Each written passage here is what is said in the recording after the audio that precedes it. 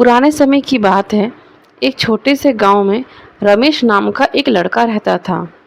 रमेश बचपन से ही पोलियो से ग्रसित था, जिसके कारण उसके पैर कमजोर थे और वह ठीक से चल नहीं पाता था। गांव के बच्चे अक्सर उसका मजाक उड़ाते थे, जिससे वह बहुत दुखी रहता था। लेकिन रमेश ने कभी हार नहीं मानी। उसके अंदर कुछ कर दिखाने का एक अटूट इच्छा थी। वह घंटों बैठकर किताबें पढ़ता और कुछ नई नई चीज़ों को सीखता। उसे चित्रकला में बहुत रुचि थी। वो अपनी कमज़ोर उंगलियों से भी धीरे धीरे बहुत सुंदर तस्वीरें बनाता था। एक दिन गांव में एक मशहूर चित्रकार आए। उन्होंने बच्चों के लिए एक ड्राइंग कंपटीशन का आयोजन किया। रमेश ने भी इस कंपटीशन में भाग लेने की इच्छा जताई, लेकिन उसके पैरों की कमजोरी उसे रोक रही थी।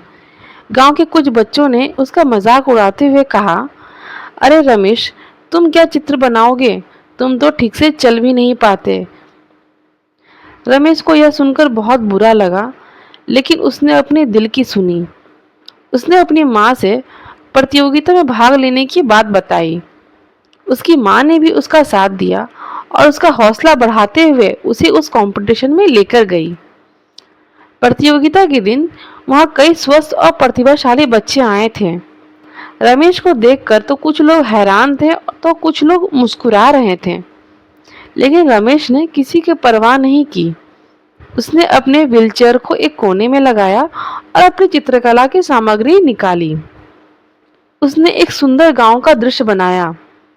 उसकी कमजोर उंगलियां धीरे धीरे लेकिन बहुत कुशलता से रंग भर रही थी। उसने अपने कल्पना और भावनाओं को पूरी तरह से चित्र में डाल दिया था। जब प्रतियोगिता समाप्त हुई और उसके चित्रों का मूल्यांकन किया गया, तो सभी लोग रमेश के चित्र को देखकर चकित रह गए। उसकी चित्रकला में अद्भुत रंग, भावना और बारीकी थी। उस गांव के दृश्य में शांति, सुंदरता और जीवन का सार समाया हुआ था। मशहूर चित्रकार ने रमेश के चित्र को सर्वश्रेष्ठ घोषित किया और उसे उस कंपटीशन का विनर बनाया। सभी लोग तालियां बजाने लगे। रमेश की आंखों में खुशी के आंसू थे। जिन बच्चों ने उसका मजाक उड़ाया था, वे भी अब उसे प्रशंसा भरी नजरों से देख रहे थे। उस दिन के बाद रमेश गांव में एक प्रेरणा स्रोत बन गया।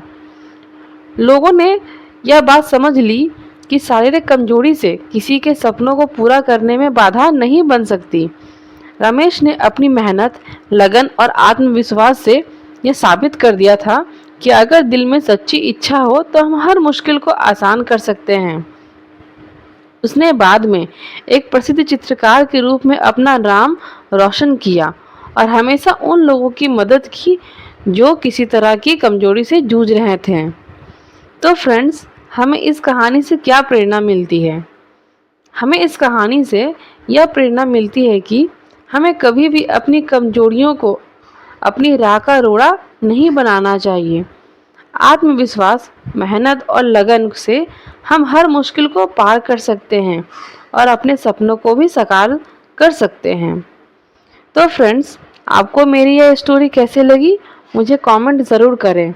अगर आपको मेरी यह स्टोरी अच्छी लगी हो तो इसे वीडियो को लाइक और चैनल को सब्सक्राइब करें, ताकि यूट्यूब इस वीडियो को और भी लोगों तक पहुंचा सके।